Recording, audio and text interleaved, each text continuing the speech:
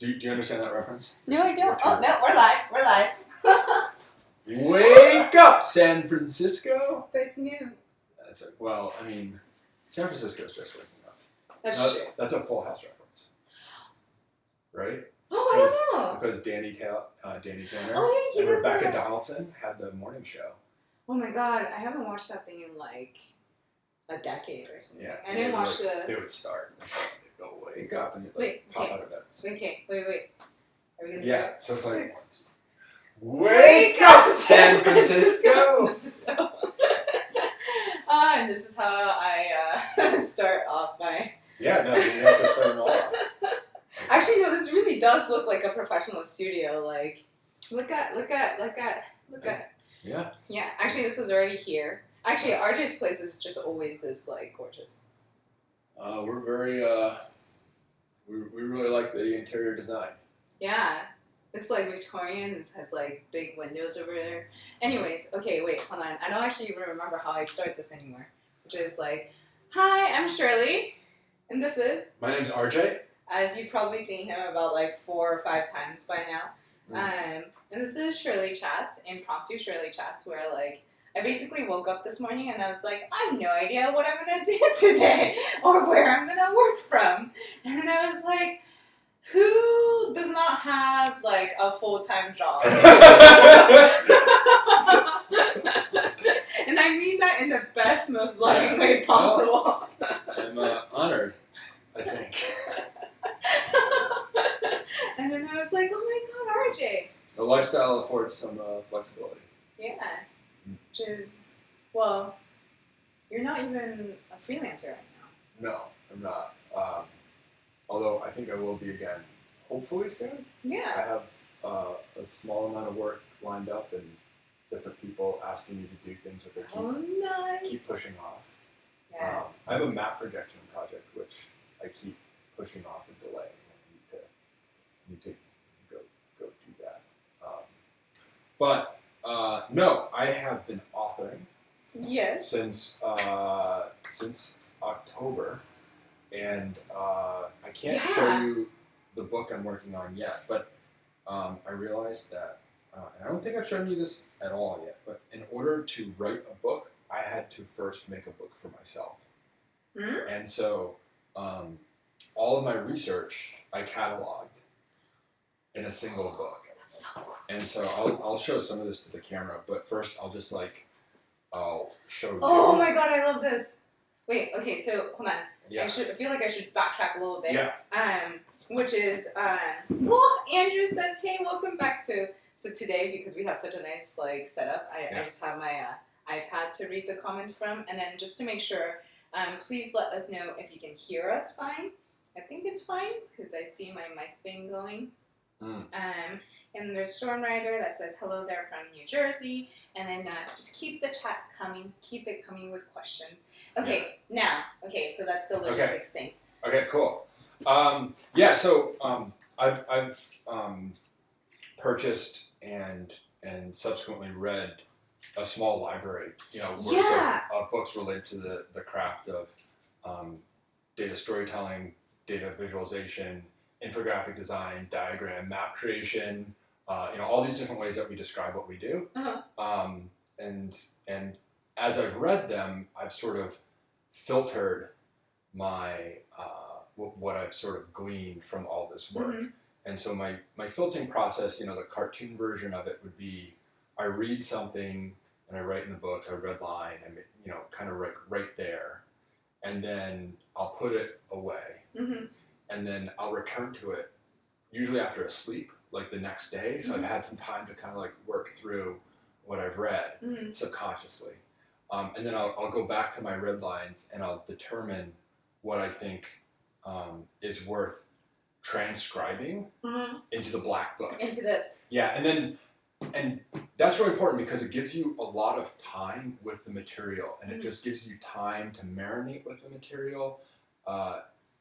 And then the actual, physical process of not only copying quotes and copying your notes, but also making doodles and little diagrams is also like additional time to marinate. and then at the end of it, not only have you achieved all that time with the material, but you have a single place to go to when you're writing yourself. And so that's great because here we'll let you leaf through it a little bit, and then and so it's in the order, so not in any particular order, other than that. And there was some logic to how I did my research. Oh wait, do you want to? Because I don't think you mentioned like how the book came. Because you've been working on it since October, like you said. Like how the book came about, the motivations behind the book, what you want to achieve behind the book. Because that might give good context behind what you're talking about. Yeah, sure. So the book is titled "Info We Trust: How to Inspire the World with Data." And the cover is so cute. The cover is really cute.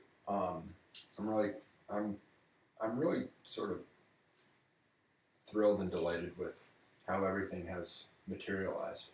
I think there's a lot of ways you could describe the book depending on who the audience is, but and one way is that I'm approaching the craft of data storytelling as a very human-facing, people-facing, people-oriented craft, and so not thinking of it through the lens of a technical, how the hell do you work with machines? The book sort of assumes that working with machines is part of the process, but completely focuses its attention on how you present information to people. So kind of like what you were mentioning earlier to me about how you're not as concerned about like how the camera lens is made, but rather how to take the picture, how to present it visually, and for that to impact people. Yeah, I have greatly benefited and really appreciate everybody, if we use a photography analogy, everybody who, has figured out and continues how a camera operates, how do we make better film, how do you polish a lens, but I'm much more concerned with how do you take a picture and more how do you serve a picture to audiences that whether it entertains them, whether it improves their life somehow, whether it inspires them, that's what I'm really focused on. Because a lot of your projects are actually like very technically minimal. Like they're hold on. Yeah. They're technically intensive, but like in terms of like how you use them, they're pretty straightforward. But like I think the beauty in your projects are how you present everything. Like your the national parks one, it's like that was process intensive, but like the technical aspect of it was piecing together all of your images into, well actually that was really technically intensive. But the beauty of it is more the end result of how you presented everything. I have 2 engineering degrees and went to MIT, and the only reason I say that is that I am completely self-confident in my ability to create technical contraptions, and I feel absolutely no need to produce contraptions that flaunt my technical expertise. And if we took a look at a lot of my client work, it would be maybe less fluffy, at times, because it's that type of work is sometimes a little bit more like mission driven, right? It's a little bit more about improving a very specific thing than just general inspiration, which public work often is more geared towards general inspiration and entertainment. It would be interesting. I think it would be an interesting project to say, I want to wow, technical Twitter. What kind of project, wows that would be technical Twitter, and just like go do that, and maybe someday we'll do that, and and then we can move on. But I'm really looking forward to like reading this book. This is really cute. I think you should show your favorite pages. And actually, so the point of this ShirleyChats is actually to catch up in the last 3 months. So we'll do that soon, hopefully. Right. So I will do a quick kind of like leaf through some of these pages for everybody. But the idea is that once I start transcribing, every every book gets one or more pages. And so here are some like really classic, let's see, I'm just going to almost completely take over the screen. So here's some classic work. So here's Bertin's Semiology of Graphics. Here's Tukey's Exploratory Data Analysis. That got a couple pages. Here's Tufte's first book, Room for More Tufte if we find some more Tufte inspiration. I don't know if we will. Here's Cleveland, and so you can see that everything is in the same color palette. We have a lot of diagrams. We have page numbers everywhere.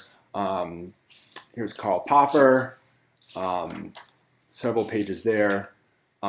Here's Marilyn Spear. So she wrote a really interesting data viz book. First, I think in the late 1950s, and then her second book was published in 1969. And then let's see if we can get some of the more whimsical, cartoony pages. So of course, when we think of cartoons and how comics work, I think of two authors in particular. First, I think of Scott McCloud in 1993, and so we'll take, there's and I've shown this to Tamara, but here's Tamara Munzer's Visualization, Analysis, and Design, which I absolutely adore, and I think is one of the best books out there that you can buy. That got a lot of notes from that book. So that's one of my favorite modern books. But to go to comics, just because they are particularly delightful, I will highlight. Wait, let me just read one of the comments from Robert, because it's a kind of relevant. Robert Mumfera. Yeah. Haha, cool idea showing the pages to the camera. Empty page for a Tufte ? Smiley. Yeah. Well, no, I think there's a lot of really, good things to say about Tufte, which I would be happy to say, but we don't have to say them necessarily right now. So yeah, here's everything, which is quite a lot. I took from Scott McCloud's Understanding Comics, and then the other comics work that, if it's not on your radar, like really has to be, which is Nick Souzanis's Unflattening, and that has just taught me so much about how to look at the world. Shirley, have you read this book yet? No. So Nick is a professor in San Francisco, and his book Unflattening is right here. I have a stack of. There's like so many books over there. Like every, there's books over here, but then there's like so many books over there. So this is Unflattening by Nick Souzanis. I recommend everybody go get it right now. But and here are my notes on Unflattening. But it's taught me so much about not only how to look at the world, but also about how it's possible for us to create new ways of looking at the world. Huh. And so even though the book isn't about data visualization, it's very much, I think, about what we're actually engaged in. We can really, it's very easy for us to get kind of bogged down in, sort of processing film. But this is a way to sort of illuminate everything else that our craft is after. Actually, I was about to say, like, as someone that's more, like, I started out more in the technical, I mean, I don't have 2 engineering degrees, I don't even have 1, but like, as someone that, like, started out my career in a more technical role, and then, like, I've been more focused on that in, like, the beginning of my career, and now, I mean, not that my career has been that long, but now I think a lot of it from your influence, thinking more and more about like the actual presentation of my visualizations and what that means for the reader and the impact it has. But I also really love that you have things like this that you've done research for your book, that it's not straight just like the data visualization book or the infographics book, but like that you include things like this that's not 100% within the realm, but like it's tangential, a little bit outside of the realm. Yeah. And I love that. There's so spoiler alert, there's a section in the book about 2/3 of the way through where I sort of pull the carpet out from under the reader. And I say, we've been focused this entire time on how to begin with data and then sort of push it and inject it into the world somehow in a way that the world can appreciate. And that's sort of what this very sort of we're here and we're gonna push it over there sort of focus. And it's like, let's flip the script. Let's reverse roles for a moment. Let's actually step into the world and look at how that world already appreciates information. Not data information, but other types of information. And so I look at other crafts sort of in this interlude section. So I look at sort of a specific craft in order to access, or a specific arena in order to access a craft. So I look at print advertising in order to look at graphic design. I look at museum design and exhibition design in order to look at experience design. Oh, I love it. I look at mythology in order to look at storytelling. Okay, and so I also look at emotional design. I look at machine design. I want to read this. And so as an author, a lot of data visualization books have talked about these things, but they always do it from the perspective of data visualization. And the problem with that is that, if you just set data visualization, aside for a moment, you can actually focus your attention much better on these, sort of tangential, like you said, or parallel crafts and activities that can really help us tell a beautiful story. Oh, I love it. Yeah. Yeah, wait, let me actually read some of these. So this is from Andrew from a bit ago. Speaking as a tiny part of technical Twitter, I'm way more wowed by pretty pictures. And then, have you always been someone who takes such clear and detailed notes? Oh, this was when you were showing. Or is this a skill you put time into developing? Both. So the origin story of not only, clear and detailed notes, but multicolored notes goes back to Mr. Hurst's high school calculus. Okay. And so Mr. Hurst, who's a soccer coach in my high school, would whiteboard faster than you could copy, but whiteboard with like 6 different colors. And so he would have 6 different expo markers in this hand, all of them open, all of them making a mess all over his hand, and just be constantly like going. And so from that, that taught me, and he made us mimic him. And so we all had 4 color pens, and we all sort of mimicked his style. And then I carried that into college, where I continued to take multicolored notes, and that became very helpful in a number of ways. One, I think, incorporating and developing your own sort of system of knowledge, written knowledge kind of helps you process the information a little bit better because you have some sort of structure to plug the new knowledge into. But it also helps in unexpected ways. Okay. And so if you take really nice notes, other students become your friends. And so my notebooks, both in undergrad and grad school, sort of became shared commodities. And so they were the things that were sort of duplicated and shared. That's funny. Which is great, because then you become, not only a nexus of knowledge, but also sort of a social nexus, which is really nice. But it's something I always enjoyed. Before I ever really understood what information design was, I was already using colors to key different types of information. And then I think hand in hand with that goes learning how to sketch and doodle, learning how, working with penmanship.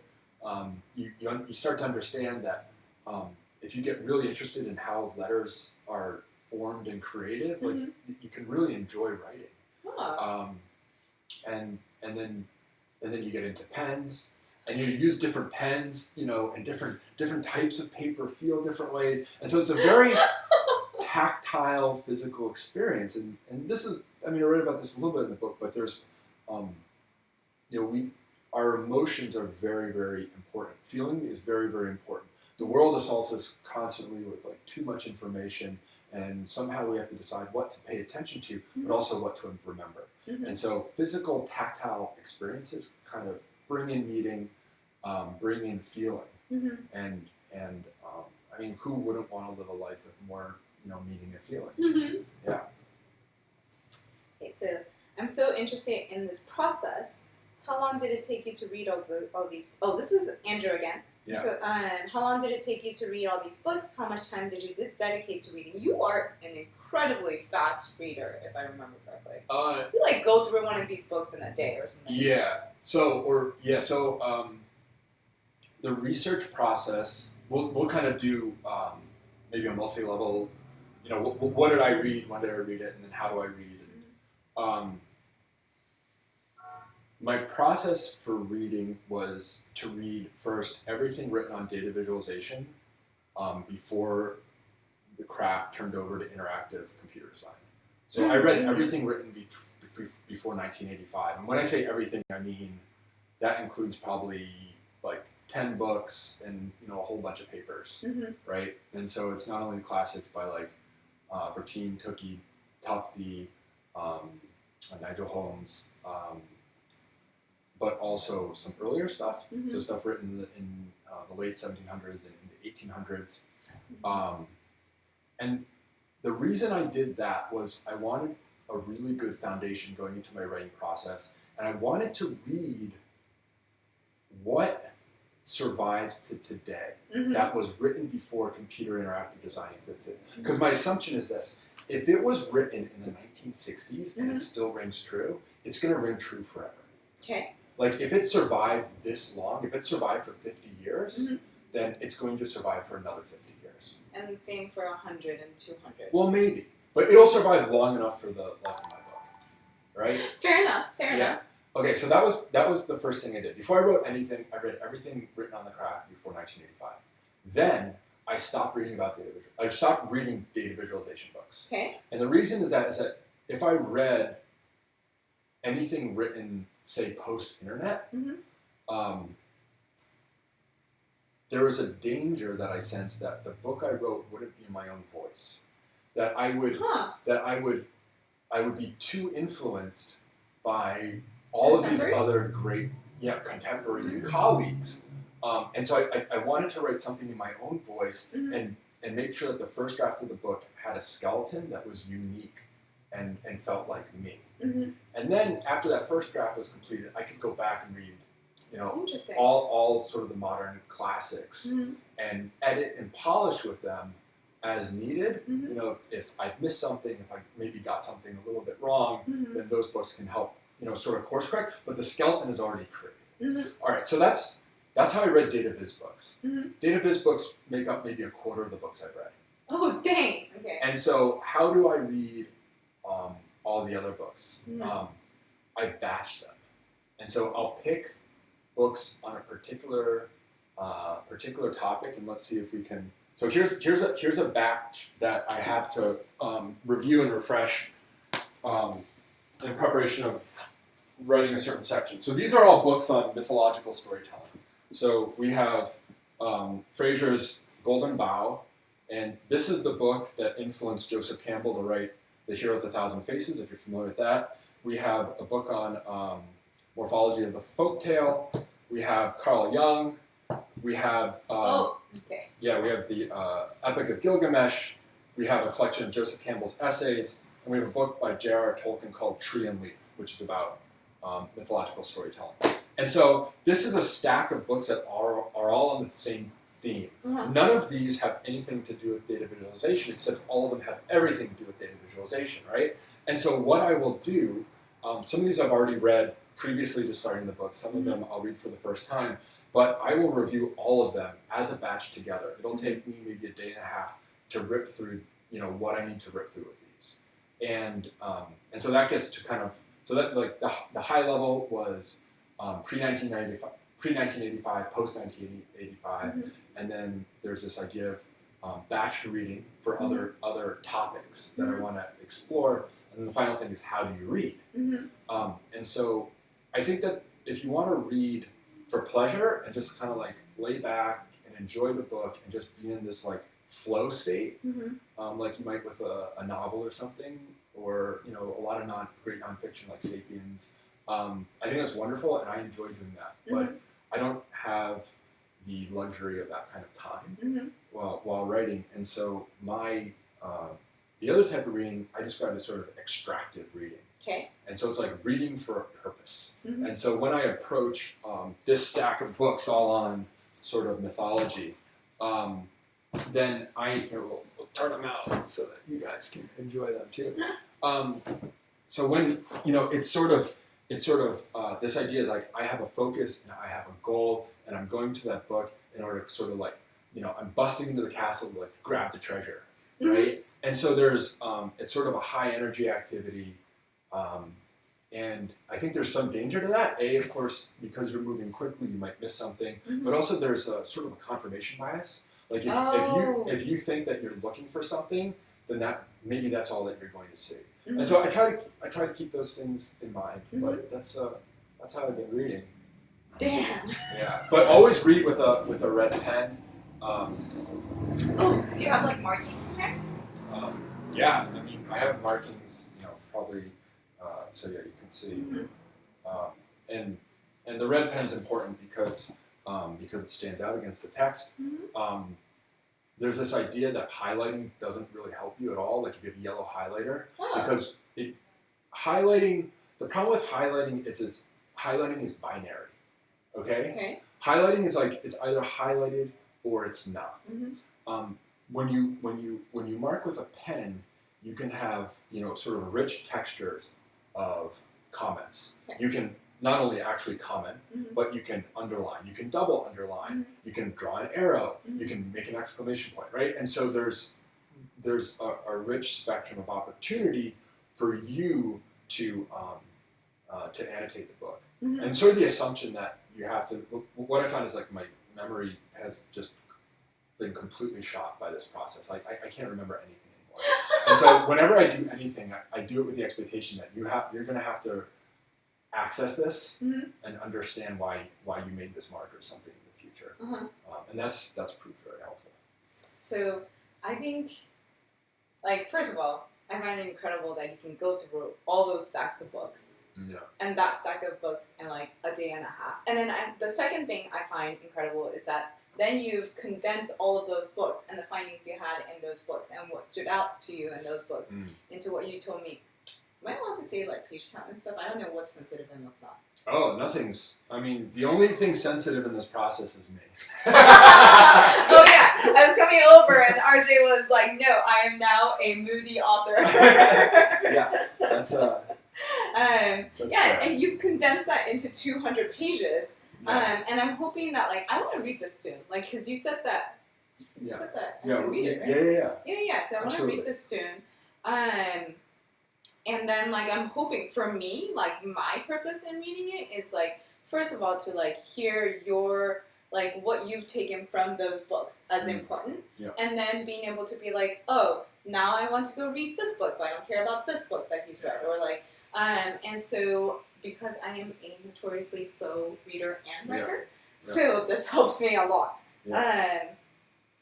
It will be sort of, the book is designed to be a node of a lot of different information and a lot of different portals to, other sort of inspiring, meaningful things that can help you accelerate your craft. And I think that's like, so I haven't read that many dataviz books, but I think that's a breath of fresh air in terms of what's out there. I'm guessing the content of what's out there. So Graceless Life says, hi guys, hello, thank you for joining. So should we switch? Yeah, talk about what's been happening. And the reason why we spent so long on RJ's book just now is because that's literally been your life for the last 3 months. A long time, yeah. Or, the last 6 months? Yeah. The last 7 months or so? A while. I stopped counting. Yeah. Originally, I was like, hey, RJ, can I come over or do this chat so you can, like, catch me up on everything I missed about dataviz? And then you're like, sure. And then you respond, like, I have no idea what's happening. Yeah, I've been in my nerd cave with all of those books. Yeah, it's just me and the books. So I think that at least 3 significant milestones have happened in the last 3 months in our field. So the first, which I think I can't talk to specifically because I didn't attend, but OpenViz happened in Paris. Oh, I didn't attend either. Yeah, and so that. Oh, this happened while that was happening. Oh, really? Yeah, like during the conference? A few days before, but we'll just talk about that later. Okay. Yeah, so I'm okay with missing it. So OpenViz occurred at and it looked beautiful, and I don't think the talks are up yet, but I know through my process as a writer that the ability to go back and watch old OpenViz talks has been really transformative. And I'll just make a side comment, is that I started by reading books written by people who are no longer with us, and then I moved to reading books by people who are with us, who are not active anymore but still alive. Oh, okay. And then I started reading books and watching OpenViz talks and stuff by people who I knew, and it was this like kind of incredible feeling of like emerging like almost like from the cemetery to like like being at a point where like Zan and I watch a talk and then immediately turn to Twitter and just like ask some questions, right? Yeah. And it was this really beautiful thing where when you have not only books but resources like OpenViz talks, that it's this incredible feeling of like privilege to be. It's like not I don't think how we normally think about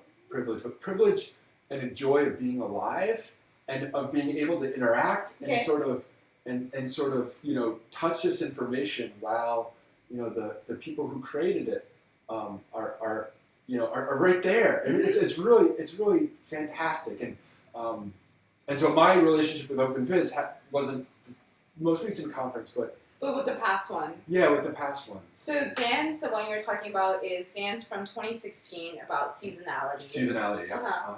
And then what are some of the others that like you would recommend over the years? So I've seen that one.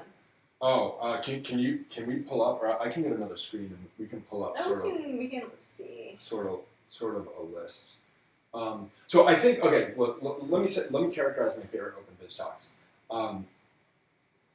Because I think that's a good segue into one of the other things that have happened. Wait, 2015. Wait, how many years have they been going? Since when was the first one? I don't know. Wait, which years do you want me to pull up?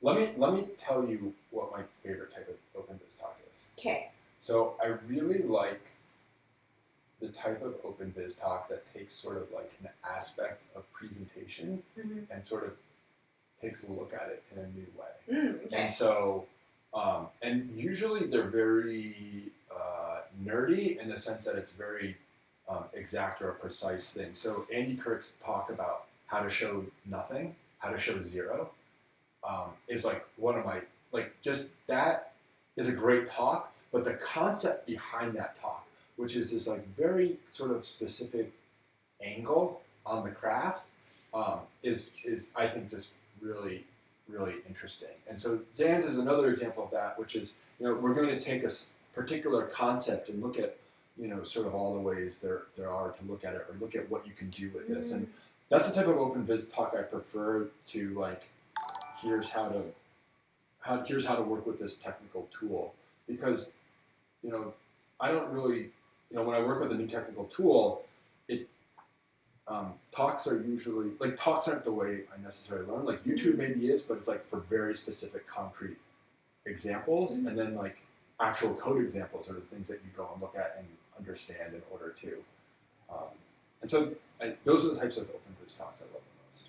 So Andy Kirk's is from 2014. Yeah. The design of nothing, null, zero, blank. Right. And that, I don't know how much that talk, maybe, I don't know if Andy watches ShirleyChats, but I don't think he does. His series on the little visualization is maybe my favorite thing. From like a nerd creator perspective, that is out there. He's done, I think, just like low 50s. I think he's like in the low 50s right now. But he'll concentrate on like just a little piece of design that is like, kind of makes things sing a little bit more beautifully. Mm-hmm. And it's just so delightful, and it's so nerdy, and it's so unexpected. It's just like this little shimmer of light, and that's what I really love. So I don't have anything more to say on OpenViz right now, other than I'm aware of Martin's xenographics. I think xenographics are pretty cool. This idea of sort of like weird, uncommon charts. Oh. And he launched both the handle and the website xenographics and talked about it. That's what people. I just kept on seeing like watch Martin's talk about xenographics, and I'm like, what? Yeah. What is that? So. Okay. So I looked at those slides, and I'm kind of interested in seeing that. Mm-hmm. But I wanted to use this bridge, Mm-hmm. or use this idea of kind of like different ways of looking at it, in that to talk about Lisa Charlotte Ross series. Yes. That she's been doing for Data Wrapper. Okay. Because I think, wasn't it Lisa that maybe a year and a half ago or so did like a series on, like, I made the same chart with like 400 different tools. I think it was like 12 different charting, like 20 something charting libraries, and then like 12 different charting tools or something. Yeah. And so she I've been enjoying her writing so much. Yeah. So that's when she hit my radar, which whenever that was. I mean, it seems like a long time ago, but it probably wasn't. I thought it was like 5 years ago or something, and I looked it up the other day because I was I was talking to somebody about it, and I think it was like 2016. It was like summer 2016 or something. So she's been writing these weekly blog posts for Data Wrapper, and it seems overnight. I mean, it's never overnight, but it seems overnight that she's like sort of soared to becoming just one of the sharpest voices in the field. And I don't know how many posts are already, maybe like a couple dozen, maybe 20, something like that. But a few of them have really stood out and have generated a lot of conversation between people, and sort of reignited some old turf battles. The one that first really caught my eye and really changed how I think about things is she talked about sort of Likert scale survey data, how to show 100% sort of bar charts, and a lot of people will sort of modulate the 100% around the neutral axis, and she argued strongly against that. And, I think I saw that. It was, and I think one of the things that's really hard to do in our field is to, and this is something I've experienced even as a writer, is to come up with simple examples that make your point very clearly. And that's something that she's been able to do really effectively, and something I've really enjoyed with her series. She was on Data Stories back in March or so. Yes. That was a really good episode. Did you catch that? I did. I did listen to that one. Yeah, I've sort of, again, let's talk about me. But like one of the aspects of writing the book is, again, kind of distancing yourself to what's happening right now in the field, because you don't want to be too swayed by fashion. Because let's face it, like, our field has a lot of fashion in it. There's things that come in and out of style because we're human, and fashion, we're attracted to novelty, but also because technology is changing very quickly, right? And so if you're trying to write a book that's going to remain relevant longer than 2 years, so I haven't heard every episode of Data Stories, and haven't read every blog post from the last 6 months, but I did listen to that one. So I think OpenViz is one. I think Lisa's work is like the number 2 thing that I've really appreciated while you were in Japan. And like, I remember listening to that episode of Data Stories, because like you said, I haven't been following every single blog post that she's written, but like when I read the one she had about pie charts, I think that was like back in December, and I was like, holy shit, this is what I've needed in my life. Funny thing, I'm teaching a workshop. I'm doing another workshop on front-end masters. 2 workshops, another 2 workshops. One's a bridging, like an intro. Wait, I think I called it D3 for data visualization for React developers. So that one's like all about like how to do D3, or how to get to D3 from React. Sure. And so that one's a little bit irrelevant to this conversation. Yeah. But the other one is a like more, what did I call that one? Custom data visualizations, like just like intermediate data visualization or something like that. Yeah. And within that, I want to teach like kind of like some of the basic design principles around data visualization. So like when that one, and the only reason why I feel comfortable doing that, because I haven't read a lot of the literature, is because, I'm now reading the literature, but like, is because of Lisa's blog post. And I'm like, yes, you go, Lisa, keep doing the series. Do you remember what about her pie chart kind of struck you? So I think it was just like, you know how we always have like the like pie chart is bad, or like some people are, or some people have that. Yeah, some people are like pie charts are bad, and like I think most people are like pie charts are good if you use it for specifically the right reason, like for the right scenario. Sure. But I've never been able to like quantify what the right scenarios are. Sure. And she did that for me in a very articulate, very visual way. Yeah. And that's what I appreciated. Because like when people are like, why is pie charts bad? And I'll be like, well, like people misuse them a lot. And then they'll be like, how? And I'm like, I can't give you a list, but now I can. But now you can. Yeah. And so when that was back in December, and when I listened to, this is the segue back. So when I listened to the Data Stories episode, I was like, I feel like I'm being reconnected to the world. Because I guess that's one of the things that we can say that I learned in Japan, which is that dataviz is like super, super, super, super young. And like in Japan, they have like, I think they actually have interest because they have like 2,000 members within their like Tokyo Data Visualization Tokyo or Data Visualization Japan meetup group or Facebook group. So there is interest, but there's like not that many companies working on it, not that many open source projects that are there. And then there aren't, like there's some, I think, newspapers in Japan that are starting, but like they're very like basic forms. Yeah. So that was interesting. So that's why I was like, I feel disconnected from the world. Although surprisingly, China is really, really getting into it. Yeah, that interests me. Yeah, we talked about this too. Yeah. That really interests me. Yeah, so like I got to talk to Sped, who was on Data Stories back in December also, and that's how I found her. Yeah. And then she told me more in detail about visualizations within China and what's going on. That was cool. But yeah, so I have been enjoying both Data Stories and Lisa and all of the buzz around OpenVis when they came out, but I don't think I've really read many articles or watched many things in the last 2 months. It's been kind of an off the grid month and a half. And I think the third point that I wanted to bring up was another sort of article series, which is sort of this other mountain of wit and knowledge that Elijah Meeks has been assembling and stacking for.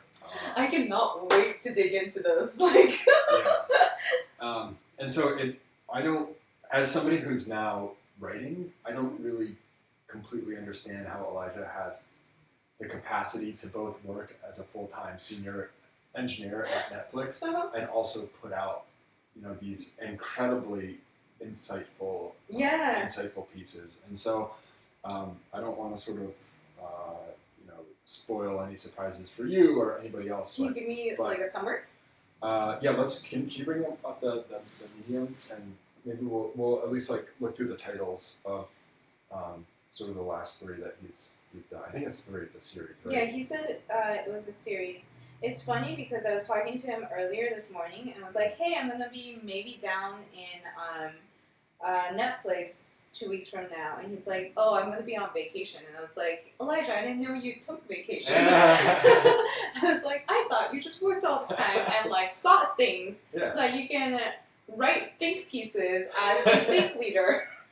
And he's like, don't worry. Do we just have to swap in new batteries? And then, I guess that's his recharge. And no, he's like, don't worry, I'll still be working on vacation. And I was like, good, you did not let me down. Oh, the data visualization fast and slow. Yeah, so this is the featured one. So this is a featured one. This kind of builds on the Daniel Kahneman's thinking The fast and slow. So what charts do and then what charts mean. One of the things I think it's what charts do sort of like cores on is the idea of linking insights to annotation. And I'll show, can we show one graphic to the screen? Yeah. I think this is really great because this is kind of shows a little bit what we were talking about with Lisa and then also a little bit of like what Elijah did. So first I'll show just like one side, which is like, here's a chart and then here's all the different things you might see in the chart. And we'll leave this here for one more second before we let Shirley look at it. But the title is, again, What Charts Do on Medium by Elijah Meeks. And like seeing something like this, it's one of the things like you see it and it's like, oh yeah, it's so obvious. And the punchline is sort of an insight is something that you could annotate. I think that's at least one of the punchlines.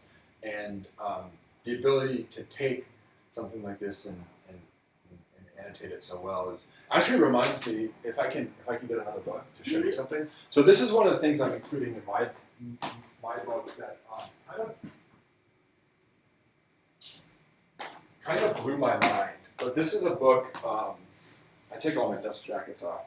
But this is a book called The Phenomenon of Life. Okay. And after unflattening, here we should do like a really, really professional situation here. Is that blocking anything? I don't think so. No. I think that's. Is it going to stay? No. Nice. Will it stay? So after that one, I probably recommend this book more than anything else. And the idea behind this book is it's written by an architect who's very famous for something called a pattern language. And the pattern language is a way of sort of looking or describing the world that was, I believe, inspired the structure behind Wikipedia. And so he kind of like came up with like the thought model that Wikipedia was built off of. But this one's a little bit different. It's called, it's the first in a 4-part series, and it's called The Nature of Order. And this is the book 1, which is called The Phenomenon of Life. And it does something very similar. Maybe I'll get like just a piece of paper to show you, and show the audience at home. Do you want to just draw it? Oh, no, never mind. Do you have a drawing app? I do. That you can put on the screen? Or No. I'll just draw it here. I think that's fine. And so it starts off with imagine you have a blank page like this. And so this viewers at home is like pretty. So imagine you have a blank page. All right. So we have a blank page and we put a single dot on the page like this. And so when you put a single dot on the page, again, just one dot, not very interesting. There's like, what does that do? Well, it does a lot of things actually, because once you have a dot, you have an area of focus. And so I've drawn a red circle around the dot. Okay. But then you also have divided space like this. Right? Oh, okay. And so we've drawn an area of focus and then 2 divided spaces. But of course you also have divided space like this around it. And so if I draw the same page next to it just to sort of clarify our annotation. So when you have all those rectangles of space around your dot, then what that ends up is you actually have these smaller spaces as well. And when you have those smaller spaces as well, you can see that there's a sort of focus coming into the dot as well. And the idea is that just by putting one dot on the page, you're creating, so we have all this like different annotation. But just by putting one dot on the page, you're creating all these other forms that people perceive, that are real, that are actually there. And so, and it's a very simple example, but it's one of the early examples in the book that explains how spatially things relate to each other, and how it's really not about the dot. It's about the relationship that dot creates with everything else. And so it's about the coherence, the relationship across many parts, not just about the parts. So I think that Elijah's graphic, and I forget, maybe Susie had a role in that as well. But so I see some of that, that idea of looking at what's, not only what are the parts, but what do the parts create. Oh, so he has what charts mean, what charts do. Oh, sorry, what charts say, what charts mean, and what charts do. Right. So it's pretty...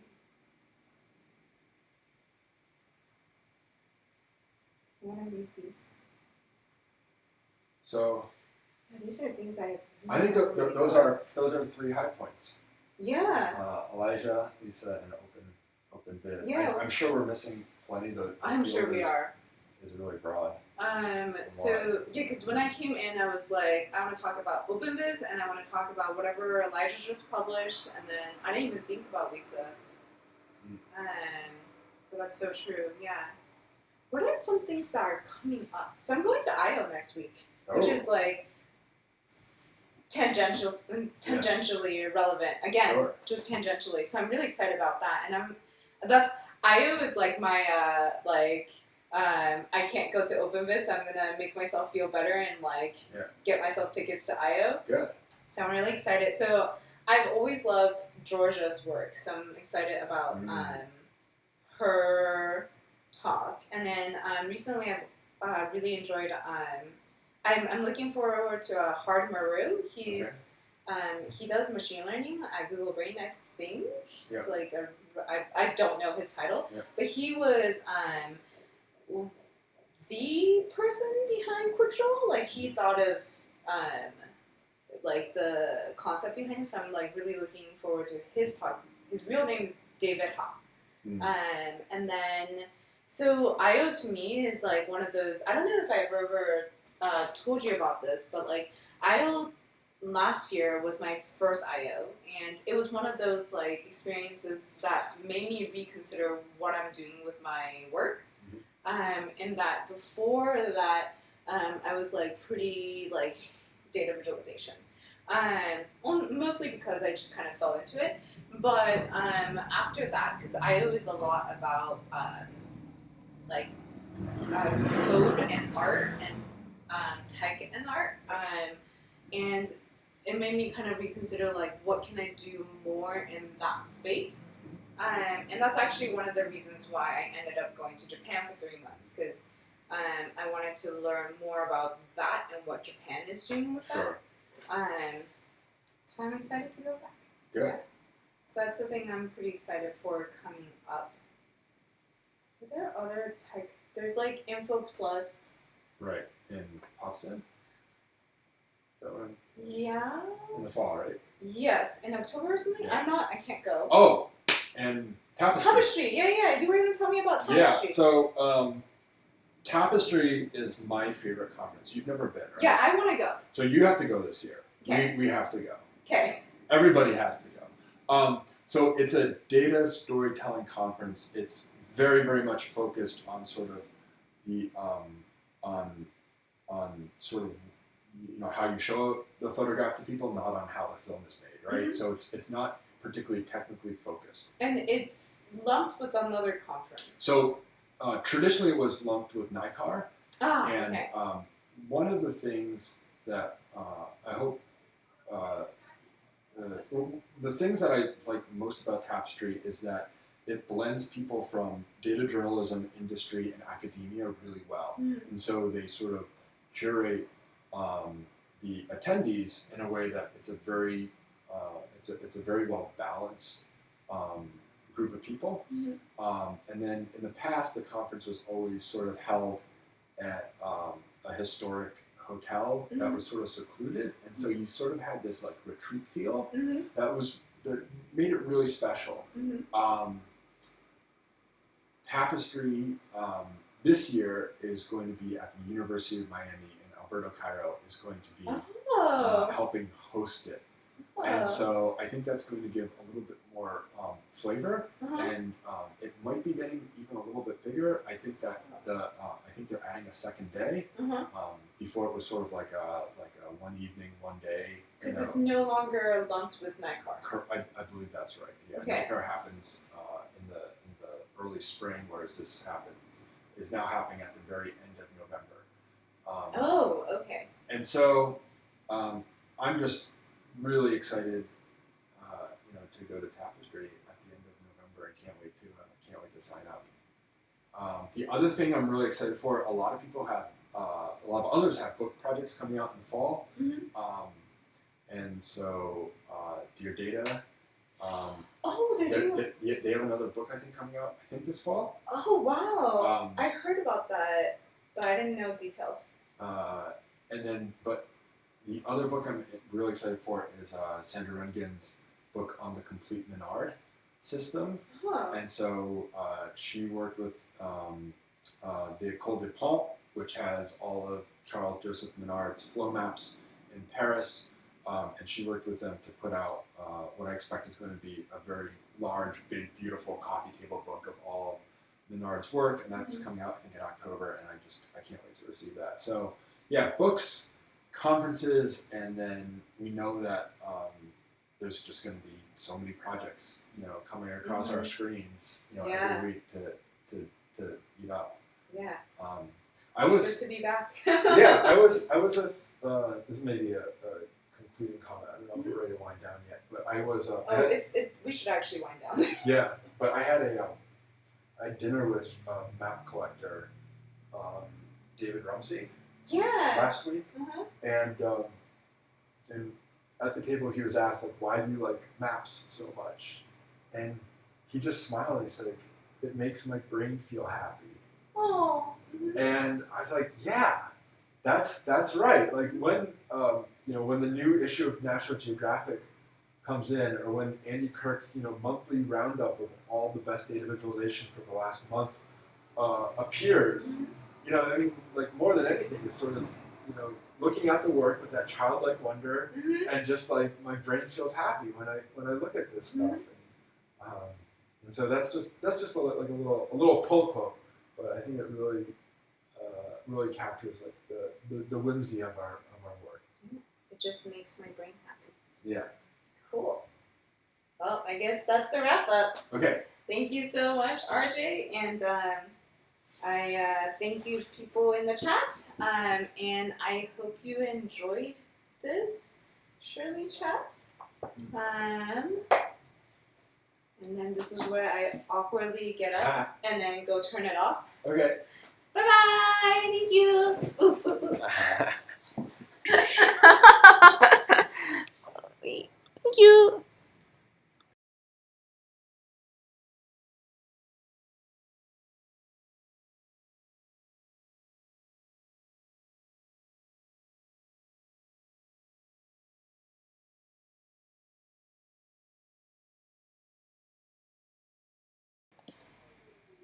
We lied! We're back! So it turns out my chat wasn't going on my iPad, so I'm gonna so I was only seeing this, and I'm gonna refresh that. RJ, come back. Okay.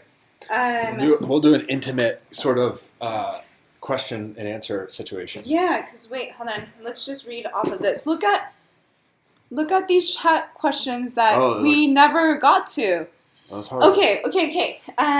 We hope you're still there. So sorry for not getting to any of your... Yeah, because they just stopped after a while. And I was like, well, I guess people just aren't asking questions. Okay. Yep. So Robert, Shirley, any comments on handwriting, hand drawing as you just spent time? Oh, these are such good questions. I'm so sad.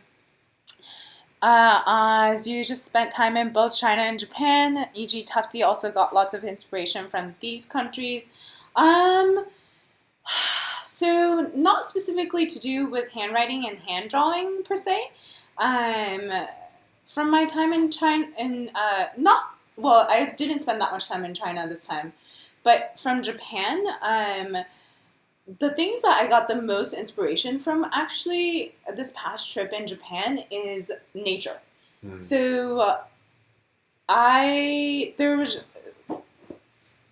never realized how much Japan is influenced by nature until I was there for 3 months. Like in terms of their design aesthetics, their food, like they have so many seasonal things that like come out every spring. And I found myself ridiculously inspired by all the flowers that were just around me. Not just the cherry blossoms, but like just like walking down the street and there's like random like, I don't even know what they're called, but they're tsubaki, which is like I don't know what the flower names are, but there's just so many like different flowers that people have planted or that just grow wild. And that was really inspiring. So I'll show you my project from MoMA later and you'll see what I mean. Great. So not as much about handwriting, but more the nature. Although I do want to try and get more into hand-drawn effects, like watercolor effects and like hand-drawn effects. As I get back into the work. I have a hot take on that I can share with you. Yeah? Yeah. I just finished a section on emotional design. And I think that computer mimicking of roughness, let's call hand drawing like roughness, I think that it's stuck in an uncanny valley. Okay. Do you know what the uncanny valley is? Yeah, okay, like so, the robots? Yeah. Yeah, so I think that it's stuck in an uncanny valley, and I've been thinking about why. Like, why can you have like a photo app that mimics like, you know, drawing perfectly, like Prisma or Waterlog or something, like, you know, you give them your photo and they give it back to you and it looks like it was like a pencil sketch or something, right? And like there's something I think missing from all of those. And it's not that like the style isn't perfectly created, but it's like when you create something by hand, you spend time with it. And when you spend time with it, you develop an understanding and intuition about the topic. And when you spend time with it, the way that roughness materializes is that roughness materializes through variation of emphasis over time. And even subconsciously, intuitively, you might be varying that emphasis based on your intuition and based on your understanding. And so that there's, the roughness is connected. I see. It's not just a superficial style. The roughness it's of not hand just drawing, noise. Yeah, it's not just noise. The roughness is actually connected and deeply seated in your own subconscious understanding of the topic. And so if you're just imitating and mimicking the style, at a superficial, it might look like something, but it lacks the soul. That emotion, and yeah. that emotion, yeah. Okay. That's just like kind of a thing I've been thinking about. So that's really cool and really unfortunate for me. I wish you didn't tell. I mean, no, that's really good. Yeah. So Robert says, contrary question, also interesting. What did we miss by not being where you were, Shirley? So that was Robert. Lots and lots and lots of really, really good food. I ate a lot of good food. So the thing that I really enjoyed about Tokyo is like Japan is, in terms of Japan is a land of technology. My favorite being their toilet seats, but that's irrelevant. Yeah. But it's also I think the country, I hope I'm being correct when I say this, that really popularized or like that's really, really good at projection mapping. They're actually over projection mapping. They're like moving on to like, projection mapping is apparently a few years ago for them. And they're moving into like things like, well, actually what everybody wants to get into, machine learning, AR, VR. But to me, the things that really stood out was projection mappings in immersive spaces that were fully interactive.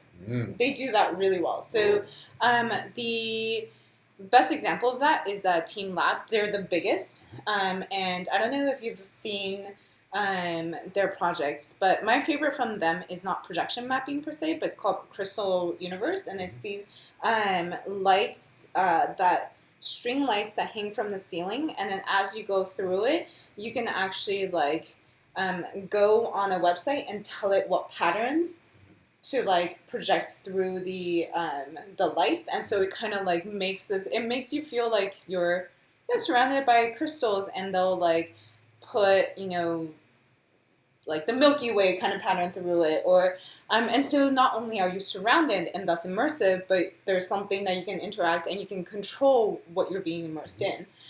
And so that to me that isn't visualizations, that's more art. Sure. But that's what I went there for, and that's what I was also quite inspired by. And that's kind of also the kind of things I want to try out in the future. It reminds me a little bit of Wonder Spaces. Do you know Wonder Spaces? So that's an interactive kind of like digital art in San Diego, and they're doing their second show this summer. Oh, cool. But that sounds awesome. Yeah, we'll talk about that more. Lisa says, Lisa was here. Lisa was watching. Hi, Lisa. I hope Lisa is still here watching. Thank you so much for that conversation. Fascinating approach to writing. RJ, also, yes, OpenViz was awesome. Robert helped us put in the little visualization design from Andy Kirk. Andrew says, I love hearing the commonalities between fields. It's always difficult to walk the line between simple and reductive. Lisa said, oh, blush. I think this one, Kenya was saying, whose Medium blog is this? That was Elijah Meeks. Thank you, M. Mechanic, for putting that in. Great. We got great annotations. This is wonderful. So the problem is that these chats don't get preserved when the comments. Yeah, these. Well, can you copy them out and then like paste them somewhere? I'll try that. And then put a link to the notes. Actually, I think I can just put them in the description or something. I'll do that. Yeah. Robert helped us log some of the books that were mentioned. Pattern Language, Natural Order by Christopher Alexander. Andrew says, reminds me of XKCD comic number 85. And the way I always see rectangles as having lines coming out of the corners towards the center. Yeah. Do you feel that the dataviz world is close to fully connected? By which I mean, do you feel like you know most of the significant practitioners, or are there many people you don't know? And Robert says, haha, I didn't like this Manhattan distance effect when living in Manhattan. I think that I have a reasonable handle on people who are on Twitter, and I think that that's only a portion of the people. I think so. Yeah. I always wonder what brilliant work is being done. Well, I think the academic world is good about publishing what they do because they have to. That's like and they go to conferences and talk about it. So what I wonder all the time is like, what kind of brilliant things are being done behind like company NDAs? Company NDAs, and then and this is something maybe we can attack in another session. But what's happening in China? Oh my God, yes. Because that fascinates me. I mean, just what's happening in Asia generally, but particularly China, because I think that like the Great Firewall. Yeah, the Great Firewall is real, but and the thing about that is like Twitter. I mean, obviously you can be on Twitter. I mean, I've been onto Twitter and trying to like, if you want to be on Twitter, you can be on Twitter, but it's like not the default. No. Like there are, one of the heartbreaks about our modern world is that there are now multiple internets. Yeah. And so that would be the other big like dark fog. I wish you were there and to help me interview Spei, because like in Beijing, right? In Beijing, because I was this like nervous ball of energy. I think because China is my like motherland, and so I was like, oh my God, what do I do? This is where I'm from. This is so cool, and I feel like I went like all over the place, and I wish you were there to kind of like wrap it all together in a like nice bow. Yeah. But my favorite thing I learned from that conversation is that in China, because she works at like a creative studio agency, data visualization agency, and all of the clients that they work with will ask them to do either mobile first or mobile only. Yeah. And that to me is fascinating because China is still like, is it still considered developing? Either way, a lot of people are still not the most well off, Sure. and they won't have Smartphones. high end. No, they'll have smartphones, and they will not have high end computers and laptops. Oh, I see. So to reach their base, like most people are coming from smartphones, Right. and that's why they'll be asked to develop their visualizations for mobile, which is a whole different set of challenges that I would have loved to talk to her about. Right. Yeah. All right, let's keep rolling. Yes. All right, so Lisa's put some links to Tapestry, and then Information Plus, and then Book about the Menard. Great. Sandra Rangan. Yep. Andrew says maps are great. Lisa says that was a great conversation. Thank you. Oh, and then there's a lot of thank yous. Okay. And Andrew said, Andrew and Mechanic says, that scared me. Sorry, Andrew. I'm guessing that means like us coming back. Almost closed the tab. Glad you stuck around. Yeah, thanks so much for sticking around. Andrew says, I absolutely agree with this. This is one reason why so many people don't like skeuomorphic design. My handwriting fonts are generally unsatisfactory. Yeah, it's lost that connection to meaning. It's like it takes only what's superficial and not. Oh, this makes me so sad. Do you have a? Because that's the next thing I wanted to try out. Well, I think that it's it's good to have interesting problems. Interesting problems worth solving. But yeah, okay. We'll figure. So Alex recently just finished a data science bootcamp, and I'm like trying to nudge him to do like machine learning stuff for me. Yeah, that's a great idea. So like I asked him if he could help me look into like calligraphy strokes, Chinese painting strokes. Yeah. So we'll see if anything comes out of that. It would be interesting to get. Well, we talked, I think, right before ShirleyChats started, but about looking at image data, machine learning. Yeah. I wonder if you could get like a really good set of auction, because Chinese paintings, calligraphy paintings, are worth tens of thousands of dollars, not more, right? Mm-hmm. And so it would be really interesting to study the prices with like the quality, with like versus like the artist versus like the school, and then you could have like hierarchy networks of like the teachers, and like you could like really fascinating. You could really do some really cool stuff, and like what's cool about it is like it's mostly like black and white, right? Like it's fairly. I'm not going to say it's simple to look at, but it's a lot easier than. To pick out the colors and the strokes. Than necessarily looking at, I don't know, like impressionism painting, when there's just so many factors going on that how do you disassociate them all? But I don't know. Okay. Let's just add it to our list of 100 projects we want to do. I have so many projects I want to do. I need to talk to you about one of them. Okay. Yeah. Lisa is still there. Hi, Lisa. Thanks for sticking around. Andrew says, I would be interested in seeing some randomness added to font shaping engines. That seems like a doable thing. Low bandwidth. Oh, yeah. Low bandwidth. Okay. I think we caught up on everything. All right. Thank you so much. Good Q&A session. I know. This was, I'm so sad. Like, stupid Twitch app. Okay. On my iPad, I was like, there's, I guess, no new questions in. All right. Thank you so for real this time. That one was like a psych. For real this time. Thank you. See everybody on Twitter. Bye-bye. Yeah, question us on Twitter, I guess. Yep. We should have done this the whole time, actually. Just like right here. Well, next time. Next Are we time, off? No, not yet. So next time we'll like have this nice like setting behind us with the couches, and then we'll just sit right we'll here. Just sit on the floor like two little kids. This is great. Thank you for real. Thank you, Lisa. I'm going to go and read all of your blog posts slowly. Oh man, these emojis are not awesome. Thanks again so long. Thanks for sticking around from the very beginning to the very end, Andrew, for like 1.5 hours.